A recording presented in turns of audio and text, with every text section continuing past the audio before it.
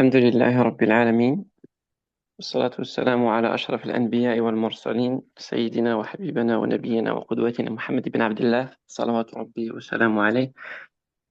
أما بعد، إخواني وأخواتي في الله، السلام عليكم ورحمة الله وبركاته. Dans un premier temps, on va reparler de la vaccination comme on en avait parlé, il me semble, il y a à peu près 2 semaines auparavant. Pour ce qui est de la vaccination méningite, euh, on avait évoqué donc le fait de se faire vacciner le plus tôt possible dans un centre de vaccination. C'est son médecin généraliste, infirmier, infirmière, pharmacien. Comment se faire vacciner? Il faut se faire vacciner donc, euh, comme je vous ai dit, le plus tôt possible et en apposant donc le numéro de lot sur le certificat international de vaccination. Et dans la mesure où vous n'avez pas ce certificat international de vaccination, sur le certificat qui vous sera donné par le professionnel de santé. Ce certificat il doit y avoir, pardon, sur ce certificat, donc le numéro de lot du vaccin, le cachet du professionnel ainsi que sa signature. Si vous arrivez à vous procurer, comme je vous ai dit auparavant, le carnet, tant mieux. Sinon, il ne faut pas que ce soit une source de préoccupation pour vous. Pour ce qui est des autres vaccins, ça par contre on n'en avait pas parlé. Pour ce qui est des autres vaccins, alors selon votre état de santé, vous pouvez euh, vous faire vacciner contre la grippe saisonnière. Je pense que ça a déjà été fait pour certains d'entre vous. Alors le vaccin contre la grippe, il est conseillé pour les personnes âgées à risque. Alors les personnes âgées à risque sont les suivantes: les personnes qui sont asthmatiques, diabétiques. Si vous avez l'habitude, normalement, vous recevez pardon, une campagne de vaccination de la part de la SPAM tous les ans. Donc, normalement, avec ou sans le Hajj, vous êtes vacciné contre la grippe puisque vous êtes des personnes à risque. Pour ce qui est du Covid-19, on l'a plus ou moins oublié. Enfin, on vit toujours les impacts du Covid, mais on l'a plus ou moins oublié. C'est recommandé pour les personnes à risque, les personnes âgées. Mais voilà, après, il n'y a pas de caractère d'obligation. Ce qui est aussi important, c'est d'avoir sa vaccination de base à jour. Donc, en théorie, normalement, vous avez tous votre vaccination de base à jour. Si ce n'est pas le cas, je vous invite à vous rapprocher de votre médecin généraliste afin de faire vérifier votre carnet de santé et que votre vaccination puisse être à jour. Euh, Par rapport au vaccin, voilà, on a fait un peu le tour. Le principal vaccin qu'il faut faire obligatoirement, c'est le vaccin contre la méningite. Donc, vraiment, je vous invite à le faire rapidement. Pour ce qui est maintenant du côté, comment dirais-je, du côté un peu préparation physique, elle ne, elle ne différencie pas l'âge de la préparation, que vous soyez jeune ou moins jeune. Il faut vraiment se préparer puisque l'âge, machallah, c'est quand même extrêmement physique. Ne prenez pas à la légère cela. Ne vous dites pas je suis jeune et j'ai l'habitude de faire du sport et tout va bien se passer. Non, ne vraiment pas prendre cela à la légère. Vraiment essayer d'avoir une préparation physique pas super importante, mais essayez dès à présent de vous préparer. Comment? En renforçant votre endurance cardiovasculaire. Alors, quand je dis renforcer son endurance cardiovasculaire, bien évidemment, chacun selon sa capacité. Il y en a qui vont pouvoir renforcer donc cette endurance cardiovasculaire à travers des marches quotidiennes, au moins 30 minutes, à un rythme modéré, et essayer quotidiennement, notamment j'évoque ici les personnes âgées, de marcher quotidiennement, ne serait-ce que 30 minutes autour de chez vous, dans un parc, au sein de votre quartier. Autre chose que vous pouvez faire, ajouter un petit sac. Bon, il n'est pas question de mettre 5-6 kilos, même si par habitude, on sait très bien, et moi le premier, c'est une erreur. On est extrêmement chargé quand on se dirige vers Mina pour les manassiks. Et malheureusement, on essaye de pas trop se charger. Mais là, si vous mettez un sac avec 2-3 kilos dedans, vous pouvez marcher avec ce sac. Ça va vous habituer un peu à avoir un peu cette charge euh, en marchant. Et ça vous préparera pour le pèlerinage, Inch'Allah Ta'ala. Également, pour le côté un peu sportif, on peut faire des exercices de renforcement musculaire. Alors ça, c'est super important. Pourquoi? Parce que on va énormément marcher pendant tout le Hajj pour la bonne cause, walillahi alhamd. Mais il faut absolument que votre renforcement musculaire soit travaillé en amont. Alors comment on va travailler ce renforcement musculaire? Encore une fois, on adapte selon la capacité. Pardon, excusez-moi. On adapte selon la capacité physique excusez-moi. On adapte selon la capacité physique de chacun. Alors, ça peut être des squats, ça peut être des petits exercices au niveau abdominal. Par exemple, vous pouvez faire des petites séries de squats. Vous pouvez, pour certaines personnes, essayer de monter, de descendre dans les escaliers, pas trop de fois pour éviter de déclencher une sensation d'étourdissement, mais le faire pour les personnes, par exemple, âgées, qui sont encore en capacité de le faire 3-4 fois, en plus en complément de la marche dont j'ai parlé tout à l'heure. Les étirements et la flexibilité, super important aussi. Pourquoi? Euh, Puisqu'il va falloir que vous ayez un peu plus de souplesse. Quand je vous dis essayez d'avoir un peu plus de souplesse, c'est notamment au niveau des jambes, pardon. Cela vous évitera en fait d'avoir des courbatures, d'avoir des petites problématiques musculaires. Une chose et un élément important, c'est l'hydratation. Alors, pour l'hydratation, on observe que les personnes, les pèlerins notamment pendant le Hajj, ne prennent pas ce fait-là en considération, ils le prennent à la légère. Et ça, c'est problématique puisque on n'attend pas d'avoir soif pour boire. Il faut énormément boire et privilégier une alimentation riche en fruits en complément de l'hydratation. Alors, l'hydratation,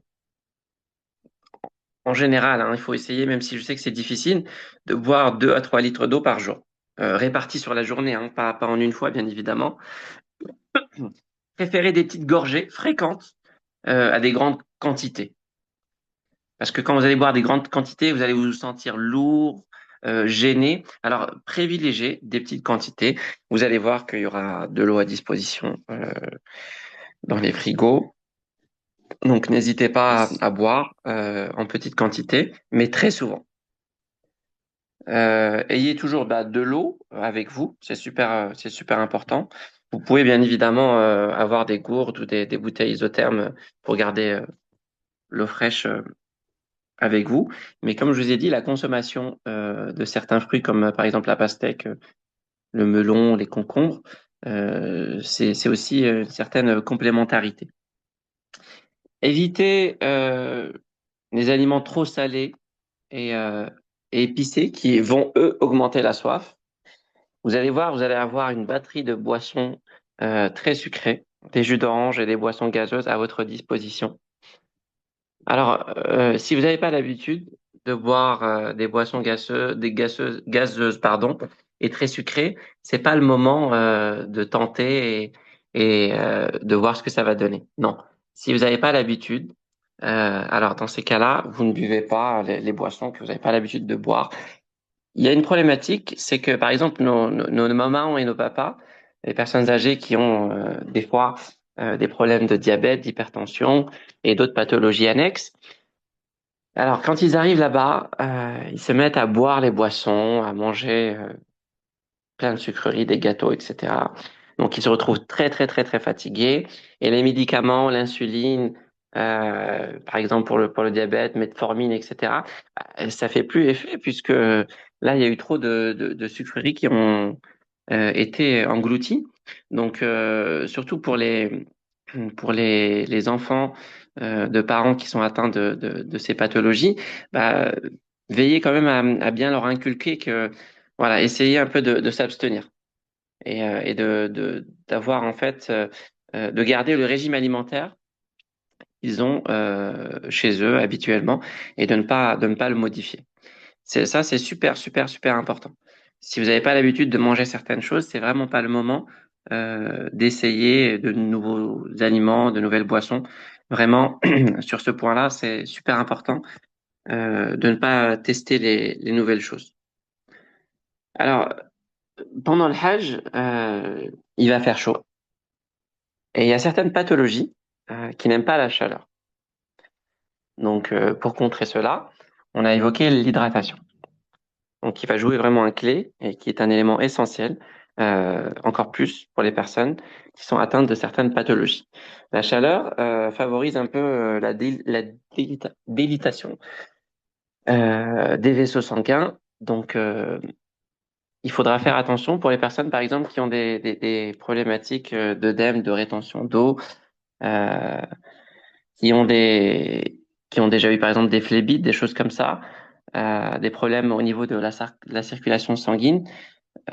Soyez très vigilants si vous avez comme prescription des bas de contention.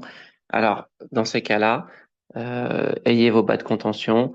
Vraiment, ne changez pas vos habitudes médicamenteuses et même alimentaires. Un point aussi essentiel, c'est une consultation en amont. C'est votre médecin généraliste ou bien spécialiste. Je sais qu'il est très difficile d'obtenir des rendez-vous chez le spécialiste rapidement. Mais ce que je vous invite à faire, c'est de vous rapprocher de votre médecin généraliste au moins et de faire le point avec lui. Alors, quand je vous dis faire le point, que vous soyez malade avec certaines pathologies ou pas, c'est toujours bien de voir son médecin généraliste en amont, de lui dire, écoutez, je vais me rendre au pèlerinage et j'aimerais donc prendre certains conseils, certains médicaments. Donc, on évoquera les médicaments que vous pouvez avoir avec vous.